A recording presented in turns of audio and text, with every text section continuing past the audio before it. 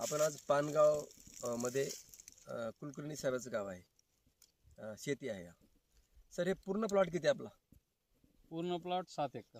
7 acre आहे. सोयाबीनचा soybean सगळी जमीन तुम्हाला किती आहे? 18 एकर. 18 एकर आहे. तर या ठिकाणी 7 एकर सोयाबीन आहे. ही व्हरायटी आहे 753. KDS 753 आहे. आणि हे कोणती आहे सर? ही आहे 1188. 1188 आहे ना.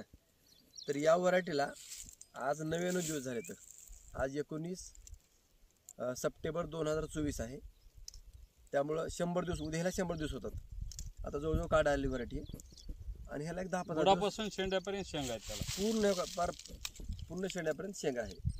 तर सगळ्यात महत्त्वाचं सरांचं स्वागत आहे. यावर्षी पहिली वेळेस त्यांनी ग्रीन प्लॅन्ट कंपनीच्या ऑर्गॅनिक खतं बीज प्रक्रियापासून हार्वेस्टिंगपर्यंत कीटकनाशक असतील किंवा बुरशीनाशक असतील किंवा टॉनिक असतील, हे जे काही ग्रो ब्लूम नायट्रोकिंग सगळे कॅनने 5-5 लिटरचे घेतले. तर आणि त्याच्यामध्ये स्टिकर टाकून प्रीमियमचा वापर जमिनीवर केलेला आहे.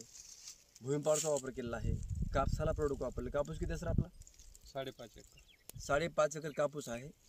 आता यावर्षी 1 महिनाभर सूर्यप्रकाश नसल्यामुळं प्रत्येकाचेच कापस किंवा पिकं कुचबरलं तरी पण दुसऱ्यापेक्षा आपला कापूस चांगला आहे ना सर.